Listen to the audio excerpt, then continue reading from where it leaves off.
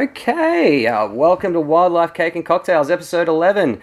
As always, I'm your host, Janne Torkkola, and today we're going to be talking feral cats in Australia, in particular their impact on native birds. With that in mind, I've got in front of me a jungle bird cocktail created at the Kuala Lumpur Hilton in 1978. It's basically a shaker with ice, half a shot of simple syrup, 3/4 Campari, 1.5 of pineapple juice, same of dark rum, bit of lime juice, and like a bit of pineapple wedge to garnish. So that's got the jungle bird. Then we've got the birds covered. To cover the cats, I've got a Finnish Tiger Cake, something from my own land of origin for once. It's basically a marbled and orange chocolate layer bundt cake, and it's delicious. It goes really well with the jungle bird. Now, we are going to be talking, as well as if the jungle bird and the cake wasn't enough, we're going to be talking to Professor John Woinarski, currently at the Research Institute of Environment and Livelihoods at the Charles Darwin Uni. He's got around 40 years in research and management of Australian wildlife as a co-author of the 2012 Action Plan for Australian Mammals. He's also spent some time working as a theme leader at the Threatened Species Recovery Hub.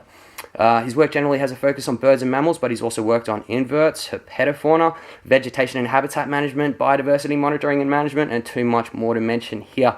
Of course, a lot of his work has involved conservation ecology of mammals and birds in Northern Australia. In recognition of such efforts, he's been awarded the 2001 Eureka Prize for Biodiversity Research, the Australian Natural History Medallion in 2011, and much more.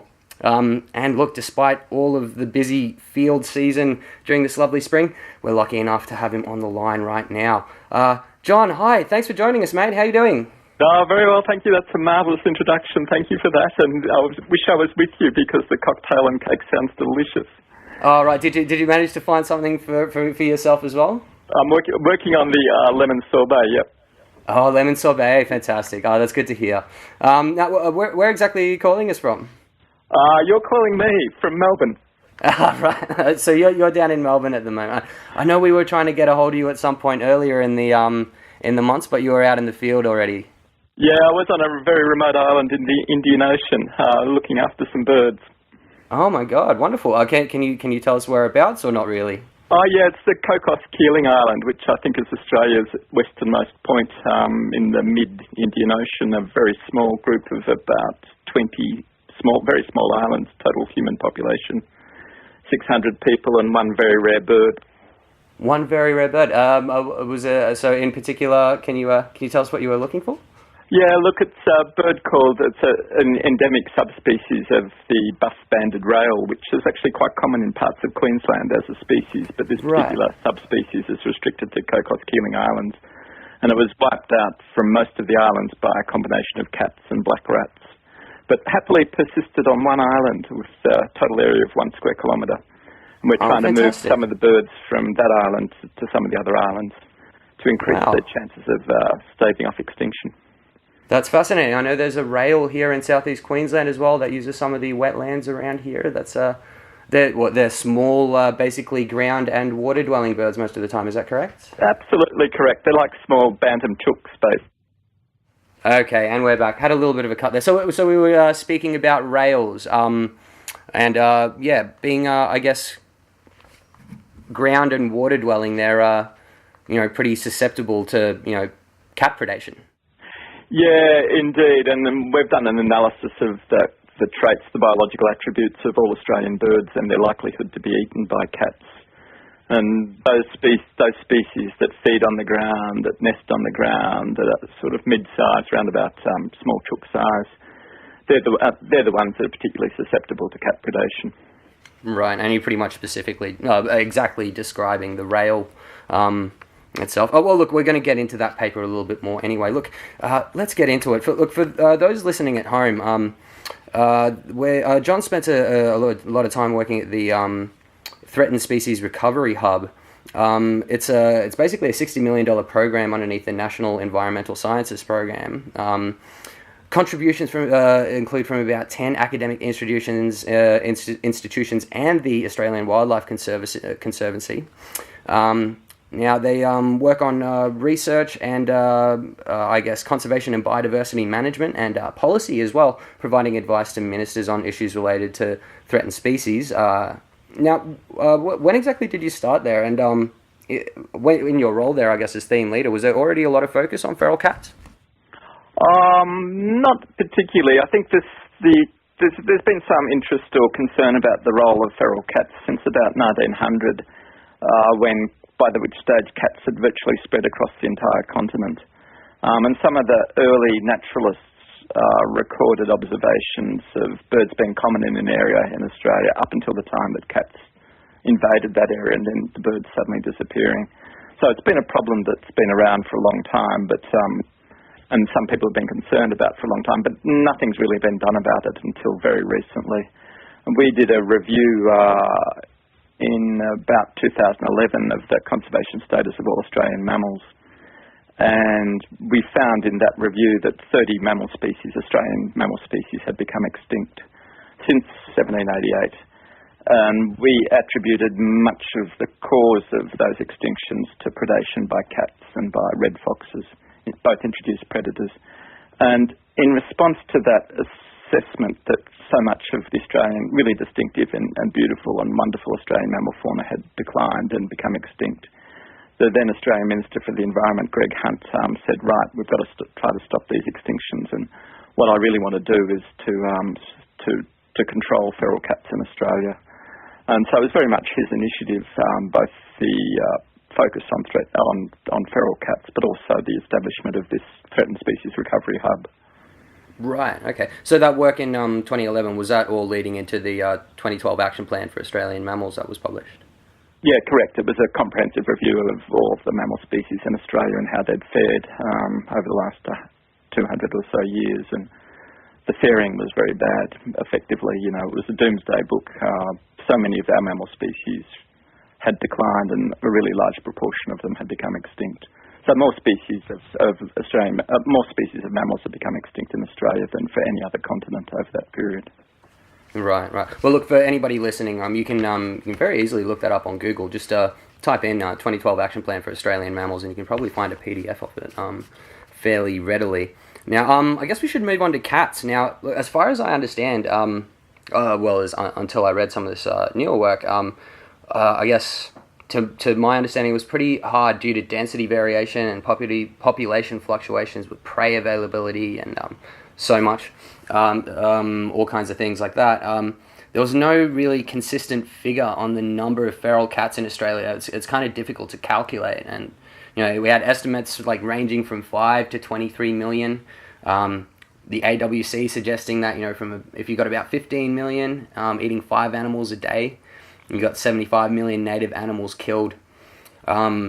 These the stomachs of these animals sometimes showing 30 or more animals, up to 50 frogs, even whole rabbits.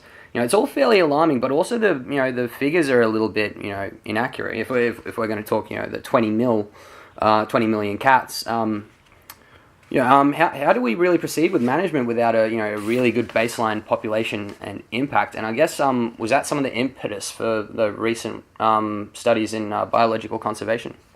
Yeah, look, you're spot on. Good management of anything to do with wildlife or conservation, or most anything in life, depends upon evidence and reliable evidence. And up until very recently, we hadn't had good estimates of the number of feral cats in Australia or of the damage that they were causing. We've had enough trouble over the last year or so in counting the number of people in Australia who more or less self-count. But cats are quite hard to count. They're relatively small, they're nocturnal, they're furtive. So it's very hard to get an accurate estimate of their population. What we did was and not only that, but also their numbers vary quite a bit between years, particularly in Central Australia. Yeah, with the prey abundance and population density just fluctuating quite wildly, even with rainfall. So when there's drought, there's very little wildlife or productivity in Central Australia, and the number of cats declines really drastically. Whereas in good years, following good rainfall, the numbers of cats and the prey that they eat increase very substantially. So what we did... Absolutely. But look, I imagine those native populations are also fluctuating down as well when there's a drought as well, so the pressure's still kind of It's kind of across the board with drought a little bit, isn't it? Yeah, that's exactly right. What happens though is that cat populations often persist a bit longer than their native mammal populations following good years and leading into drought. So at the beginning of drought years, the cat populations are actually much higher than the prey items on which they've done so well during the good rainfall years. So then the cat impacts can be really bad. But what we did to get an estimate of cat population in Australia, there's about sort of 90 studies across Australia, each in particular locations where different people have estimated the density of cats using a whole range of different methods. So we got averages across about 100 studies across Australia of cat density and modelled that against a whole range of environmental variables, particularly rainfall and temperature, and got a good model of the relationship between those environmental attributes and cat density. And we came up with a robust estimate of the total cat population in Australia and a map of cat density, feral cat density. And we reckon there's between about 1.5 and 6 million feral cats in Australia. And those numbers, that variation is largely to do with seasonality. And that figure contrasts, or you can complement it with about 3.8 million domestic cats in Australia as well. Wow. So, yeah, that's a whole lot. Look, I guess all of that kind of came to a head in the article in The Conversation recently. For Who the Bell Tolls, cats killing more than 1 million birds, Australian birds every day.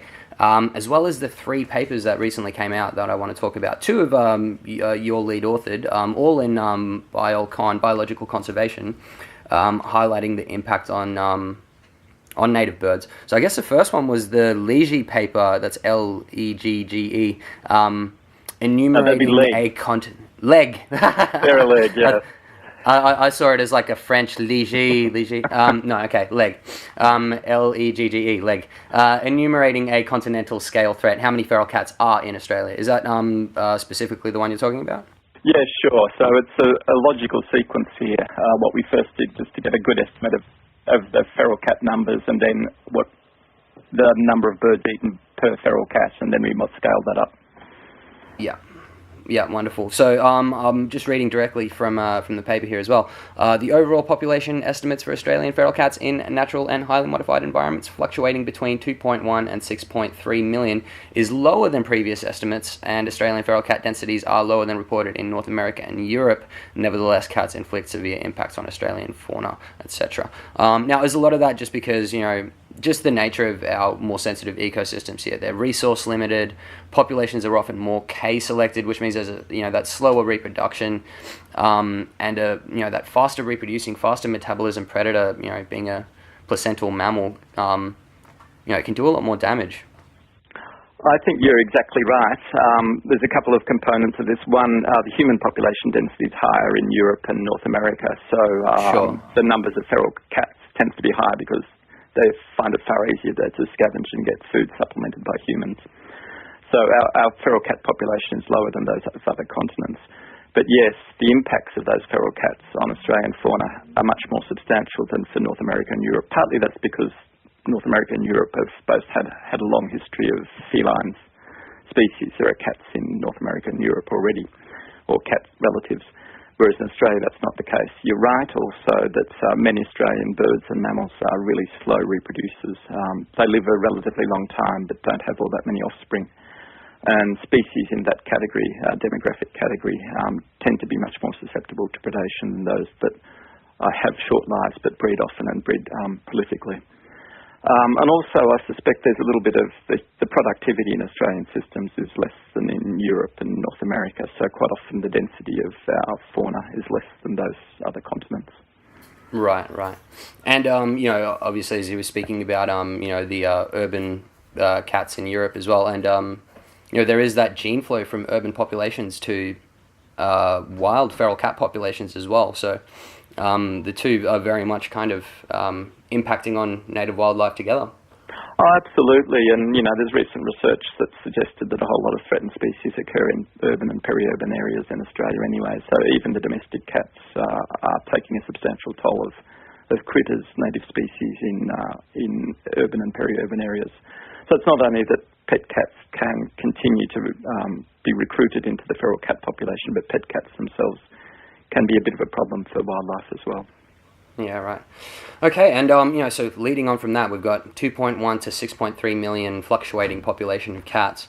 The next paper that I guess in these series of 3, how many birds are killed in Australia?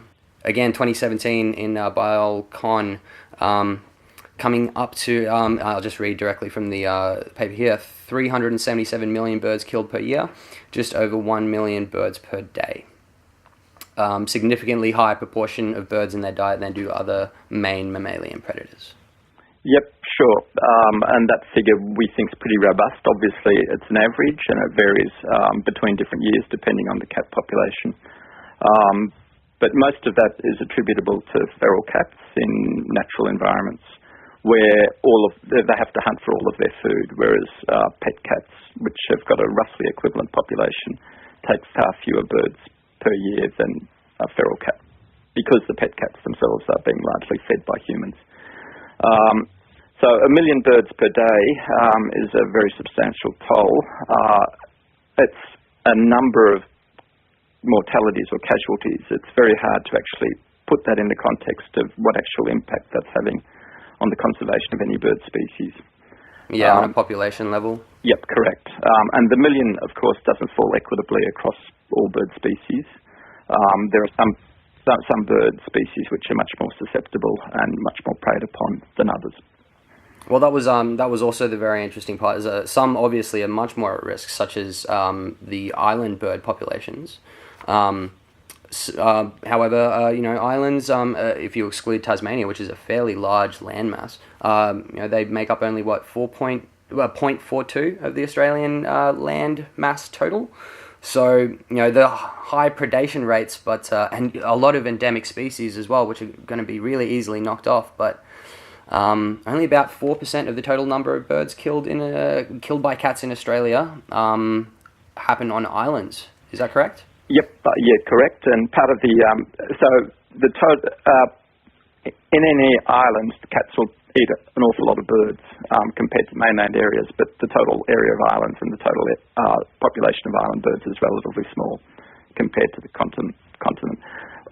Well, that makes it fairly hard to choose to prioritise, I suppose. Of course, but many islands have very special conservation values, such as seabird colonies, or many islands also have bird species or animal species or plant species that occur nowhere else. So islands are really important for conservation.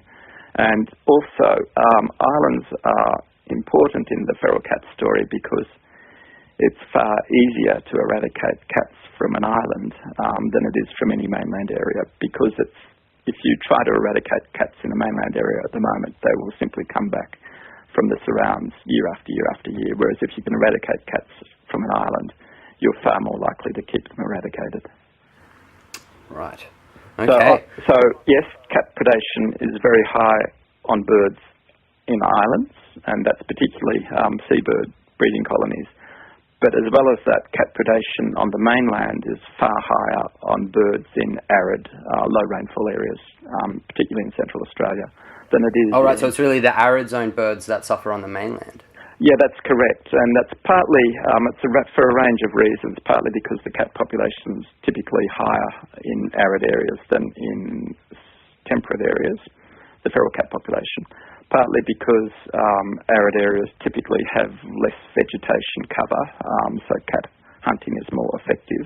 There's fewer places for birds and other ground mammals to hide in desert communities than there is in really dense forests, for example. Right. Okay. Well, look, I guess. Sorry for interrupting. No, go ahead. Go ahead. Yeah, we're sharing this conversation. Many birds in arid areas feed on the ground. Much higher proportion feed on the ground in arid areas than in high rainfall areas. Right. Simply because in high rainfall areas, many birds are feeding in the treetops and relatively safe from cats. Right, whereas most of them out in the desert are feeding on triodia, spinifex grasses and the seeds that are on the ground and things like that. Yeah, absolutely. Although, curiously, there's a report from a study on black cockatoo nesting in Western Australia where cats consumed the young in about 30% of nests, hollow nests, high up in trees. So feral cats climbed up the trees, got into the hollows, ate the babies, and then disappeared. And that affected Jesus, nowhere's safe. Yeah, absolutely. No, I was really surprised by that one. It's I'd have thought the impacts of cats was largely restricted to the ground, but in fact they're obviously very good climbers. I did see one photo of a native getting its own back with I think it was a lace monitor dragging a cat out of a log by its head.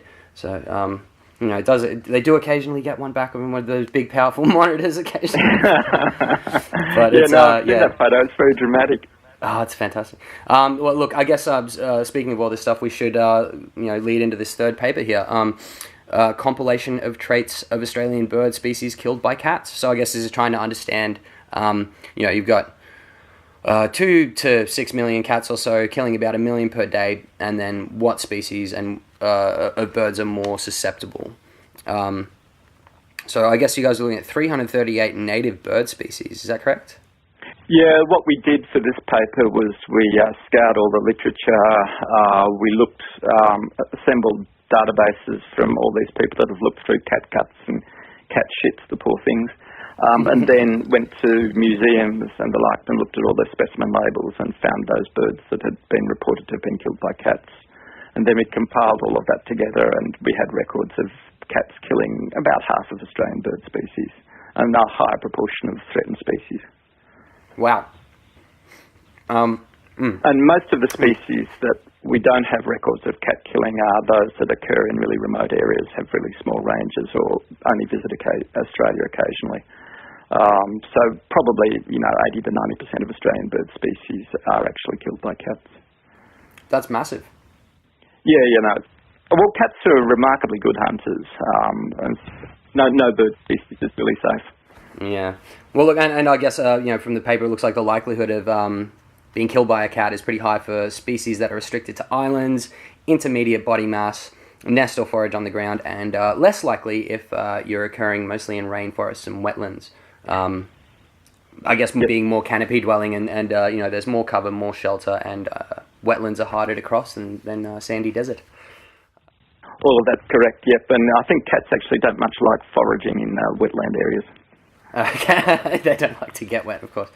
All right, well, I guess where does it leave us? Does that take the focus of management onto susceptible species, or do you just go straight out towards cat exclusion? Yeah, this is a problem with not one solution, but many components of a solution. One thing is some of the bird species that we figured to be most susceptible based on their ecological traits to cat predation were ones we know really little about. So there's no monitoring for them. They occur in remote areas and they might be disappearing rapidly because of cat predation, and no one's doing anything about them. So birds like, and they're not well-known birds, things like quail thrushes and button quails, small birds that are relatively small birds that nest on the ground, feed on the ground, and no one's really doing anything about them. So one of our priorities, recommendations was that we should actually be looking to do some research and monitoring and conservation for those species in particular that we feel are particularly cat susceptible to predation by cats. So that's one component of a solution. The management of feral cats is really complex and not easy. So there has been remarkable success in Australia over the last 20 years in building fenced-off areas, cat exclosures, or predator exclosures, where you remove cats from an area, whack a fence around it that cats can't get into, and put back, in particular, threatened mammal species that are susceptible to cat predation. So that's worked really effectively to at least stop the extinction of maybe 20 or so mammal species that are really affected by cat predation and are really threatened. But they don't work so well for birds for two obvious reasons. One, the birds will fly out of the exclosures. Yeah, of course. So that's not real good. And the second one is that they're only relatively small areas simply because the cost of fencing is so large, so high. So you can only fence off a relatively small area, which is okay for many of the threatened mammals, but most birds have larger territories than mammals. So you can't really get all that many birds inside these exclosures. So anyway, that's one important component of the solution. Another one, as I mentioned before, was, it is possible to eradicate cats from islands. And it's been going on for a while in Australia, for perhaps 20 to 30 years, and particularly in Western Australia. And we now have the largest island in the world from which feral cats have been eradicated. It's Torkkola Island. And so the Commonwealth Government is investing in eradications from a range of high biodiversity value islands at the moment. And that will certainly benefit birds as well as all the other components of biodiversity.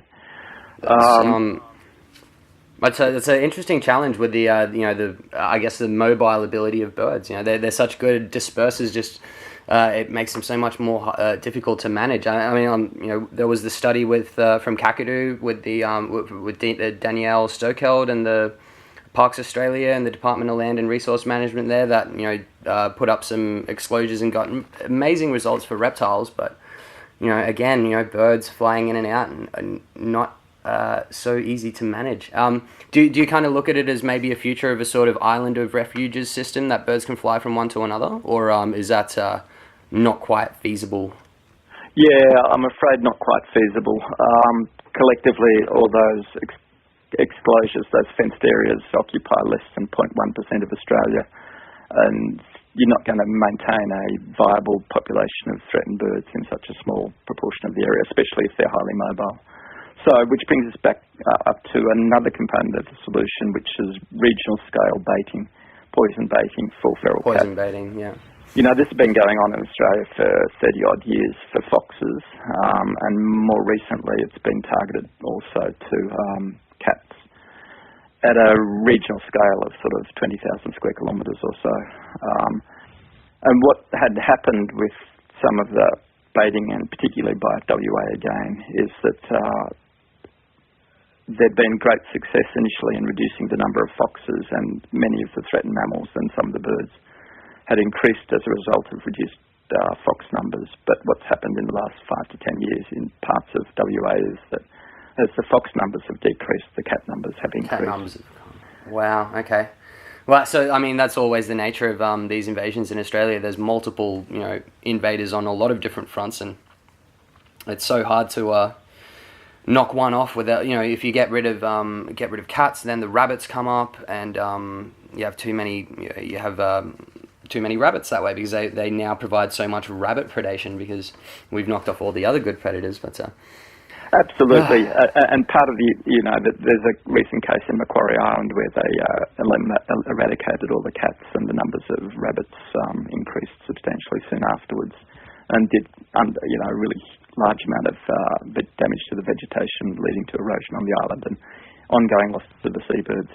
Fortunately, they managed to get rid of all the rabbits as well, so that solved that problem. But part of the issue is that if you're looking at landholder support for the eradication of cats or for control of cats in Australia, many landholders think or are concerned that if cats are removed or reduced substantially around their pastoral lands or farmlands or whatever, then the numbers of house mice or black rats will increase. We have pythons and brown snakes for that everywhere. It's fantastic. Hopefully, yes. Interestingly, on Kangaroo Island, the farmers are much more on side about eradication of cats because the cats are spreading a disease, sarcocystis, which is affecting the quality of the sheep meat. So they're getting much reduced prices for their sheep carcasses. Largely because of a disease spread by cats. Yeah, so you let the snakes take care of your rodents instead of the cats. It's the way to go. Look, here in Brisbane, we've got probably about 1 in 10 houses with a carpet python living in the roof, helping everybody out. So, as long as people don't know it's there, it's usually not a problem. Yeah. But look, I did want to discuss some of these eradication plans as well with you. Have you heard of the robot baiting gun? Yeah. That's a remarkable innovation. So that's developed by John Reed and others out of South Australia. And what it does is it's smart enough to be able to tell when a cat, as opposed to a kangaroo or a wallaby or a quoll, walks past it, and it will shoot some toxin ingest inside a very sticky paintball, effectively. And the cats are compulsive lickers of their fur, particularly if they've got something they regard as distasteful on them. Yeah, if you've ever had a cat, you'll see them grooming all the time, so they do try to stay very clean. Yep, sure. So the cats will then lick the poison that they've been paintballed with and die. And that's a very selective poisoning because the machine's smart enough to know that it's a cat that's walked past it rather than any other animal. The trouble with that is that it can only work in a very small area, and where the trap is. So it might be very difficult to get sort of broad-scale, regional-scale control of cats using that machine alone. Yeah, it's a bit harder to drop them out of an airplane. They're not going to fare the impact quite as well as just a little bait ball or something, huh? Yeah. So that's one of the sort of blue sky approaches to cat control. Another blue sky approach, and it's probably likely to be possible within a decade or so, is CRISPR gene drive technology, where you modify the genetic you take the part of the DNA of the cat, you cut out a bit of it, replace it with something else, and then you can engineer the cat then to have, for example, only female offspring. Yeah, right. So you're trying to engineer sterility using the gene drive via the CRISPR technology that's recently come out. Is that the idea? That's the idea. It's beyond my ken, but that is fascinating. Yeah, and it's there are safeguards you can build into that. For example, with your domestic cats, making sure that they're not all sterilized by the gene drive. Yeah, correct. Which would be, not ideal. So there's, it's a potentially a frightening prospect. For example, some company could decide that we don't like mosquitoes, and we do the same with mosquitoes, but it could go badly wrong. At this stage, we don't have all the safeguards in place, and it's still, technologically right on the forefront of the frontier at the moment. So it's unlikely to be available for another decade or so. But it suggests that in the short to medium term that there will be mechanisms to control feral cats at continental scale, which would be a wonderful thing. Right. Well, look, we were also talking about the size that you kind of do need to have of, the exclosures for them to really be effective. Now, the AWC, look, they're running cat-proof enclosures already at, Carricomia, Scotia, Yucamara, Mount Gibson. A lot of these, of course, you've got the woylie and the marla there. So these are ground-dwelling mammals. But they're currently working on the world's largest cat eradication program at New Haven, which I was lucky enough to visit a couple of years ago in the Northern Territory. Yep. Oh, it's absolutely beautiful. Just red sand, spinifex, bloodwoods, escarpments, and reptiles. It was fantastic. It's God's own country, that one. Oh, it's beautiful, incredible experience. And look, anybody who is looking for somebody to volunteer with, I do recommend looking if there is any opportunities with the AWC. They're a fantastic organisation. So look, the New Haven Sanctuary, it's 260,000 hectares, right at the epicenter of Australia's global mammal extinctions. So it's definitely going to help the ground-dwelling mammals, the great desert skinks, and possibly even bilbies and a lot of these other things. But they have populations of the princess parrot there. We did see, of course, a lot of common stuff there that while was running around while we were doing our reptile surveys, quail, bustards, and, of course, a lot of birds of prey and little parrots and things. But 260,000 hectares, that's starting to get to a decent size. They aim to eventually have 100,000 hectares fenced. It's not birds, but they're going to reintroduce at least 10 threatened mammal species and restore some of the wild population. So do you think there is potential for some of these large-scale recovery projects? For birds? Yeah, for birds as well. Oh, yeah, look, absolutely. It's a demonstrated technique. It works really well for threatened mammals, and the larger you get them, the more the population viability of those threatened mammals will be secured. And the larger you get them, the more likely it is that it will also benefit a whole range of cat-susceptible bird species, such as princess parrot and hopefully even night parrot in places like that. Oh, which now that they've been rediscovered and seen again out in WA recently, it's just... and what is it? There's a Pullen Reserve that the Bush Heritage Australia group have out in Queensland. Absolutely. So the future looks slightly brighter for night parrots. Interestingly, that was one of the species that the early naturalists recognised were common up until the period when feral cats... And then being in trouble, yeah, that's right. So there's a record from the Horn expedition to Central Australia in the 1890s where they came across the Alice Springs Telegraph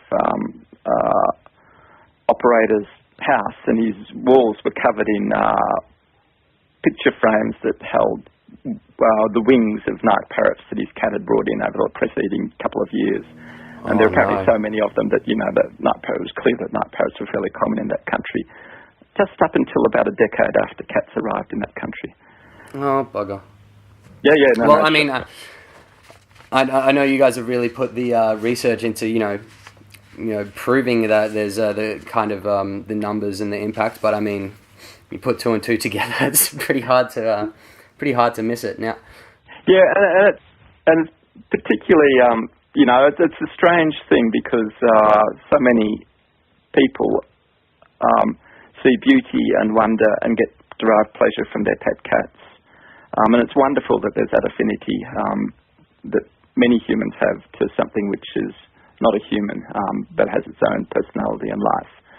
The trouble is that particular object of that veneration or love does an awful lot of damage to what the wildlife which really should be in Australia. We've been blessed with an extraordinary biodiversity in Australia. There's nothing like it in any other part of the world. We've had millions and millions of years of isolation and developed this really distinctive fauna and flora. And we're losing it, just over the last couple of 100 years, so much of it has disappeared completely or is now in a really diminutive decline state, vestigial state compared to what it used to be like. And we're just frittering away our natural heritage, and it was a remarkable heritage that we had. Yeah. Well, I mean, look, since the arrival of white man here, basically there's been 29 mammal species lost. That's around 10%, 31. All right, I thought, oh, wow. So, and that's around 10% of Australian mammals. And around a further 30 of the remaining mammals are currently threatened?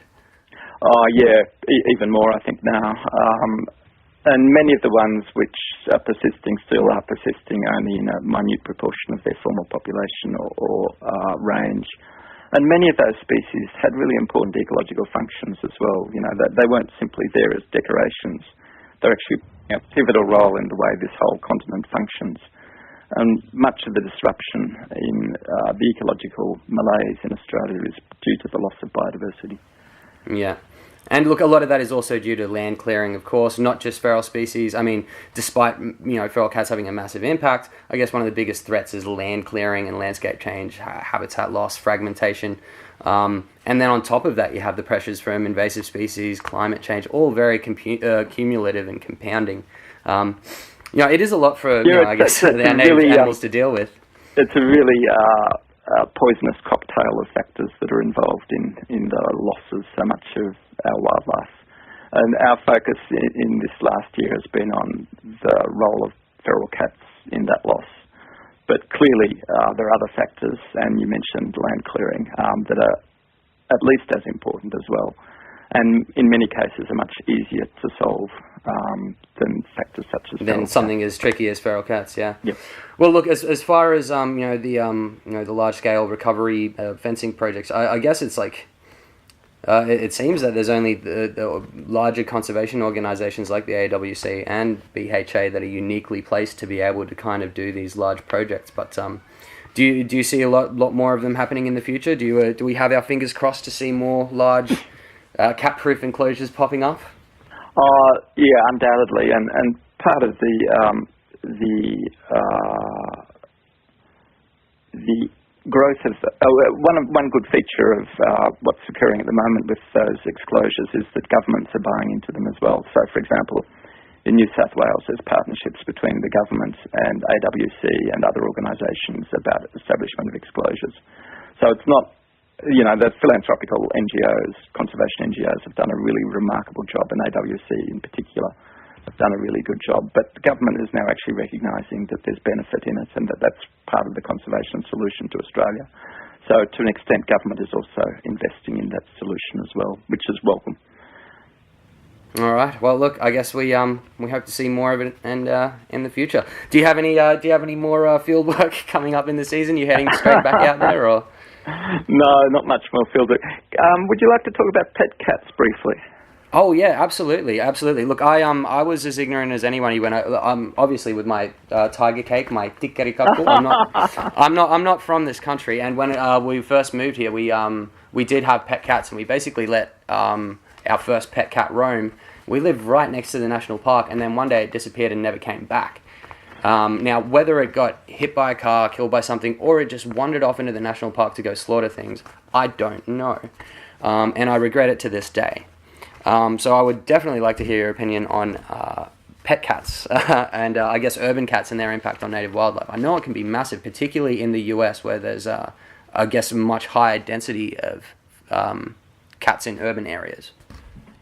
Yep, and there's much higher numbers of people in Australia, in the US, keeping cats as well. So the pet cat population in the States is much higher than Australia.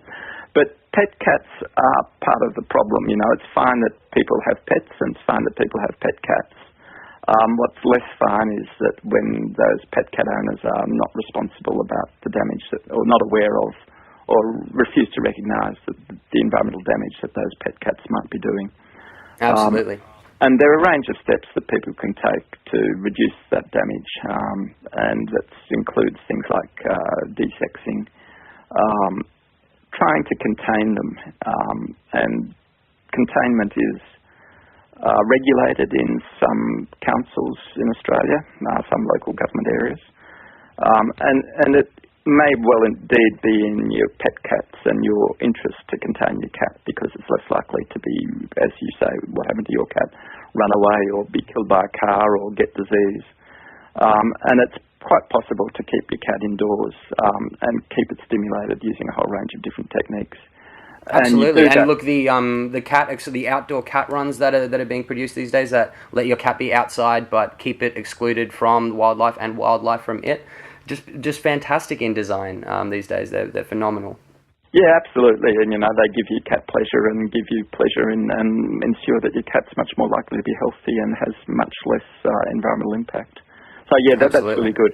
There's also a problem with stray cats in urban areas, which nobody owns up to, but many people might feed, or which is wonderfully good-natured of them. It's a sign of our good nature and humanity, or something that we do try to care for those that are in need. But stray cats are also a really high proportion of Australia's total cat population and do a lot of damage as well. And sort of work in that interface between pet cats and truly feral cats. And what's been used in America is a technique called trap, neuter, release. So instead of killing the cat, they're just desexing them and then sending them back out into the wild, because that's apparently more humane. Yeah, it's a tricky one. It's quite contentious. So it doesn't very, very humane for the cat, but not so humane for the native animals that it is going back out there to eat. Yeah, there's that. So its net humaneness is entirely questionable, as you point out. But at the moment, the numbers of stray cats. There's no sustained campaign to reduce those numbers or to control them. And it's a problem that seems to be without any people willing to to answer for it. So quite often it's not seen as local governments, it's not seen as state governments, it's not seen as federal government's responsibility. And there's no one in the community that necessarily takes ownership of the problem.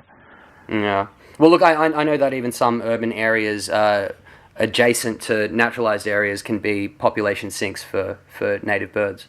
Any birds that come from those, that are even passing through from those more naturalised areas, coming into urban areas, possibly more likely to be killed by cats than they would be in their native environment.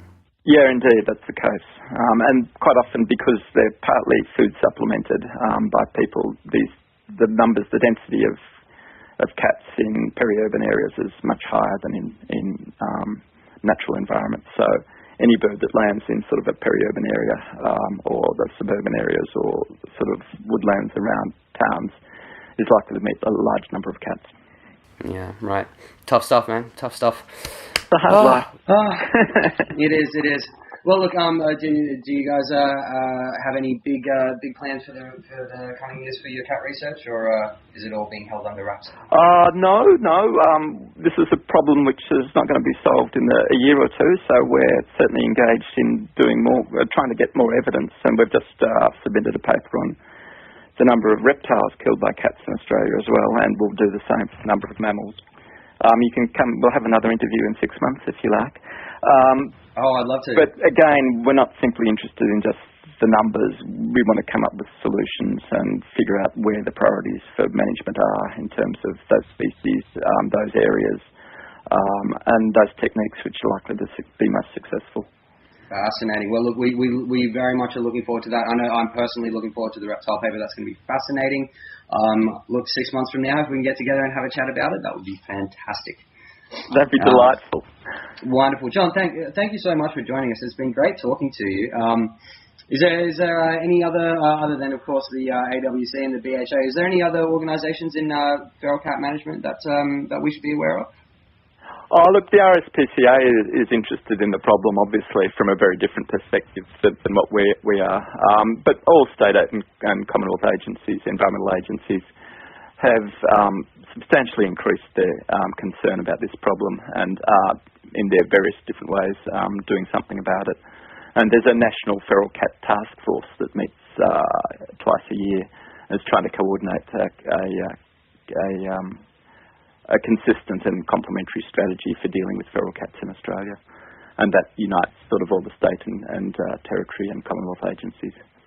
So that there is hope, that this is a problem which has been largely ignored for 150 years. Far too long, yeah. So we do think that we are actually succeeding in getting the issue addressed and hopefully resolved in the next decade or so. Well, that's hope on the horizon. That's fantastic to hear. John, thank you so much again for talking to us. I guess we'll see you in 6 months. Hopefully we can actually have a sit down and have a proper cake and cocktail chat. But yeah, that'd be great. Wait and see how we go. Sure. Enjoy your cocktail. Enjoy your cake. Will do. All right, and thanks to everybody listening at home. Guys, I've been Janne, Torkkola, your host, and there'll be plenty more wildlife cake and cocktails coming up in the next few weeks. We've got a lot of great shows planned for you, so keep your eyes and ears peeled. Thank you so much. Cheers. Bye.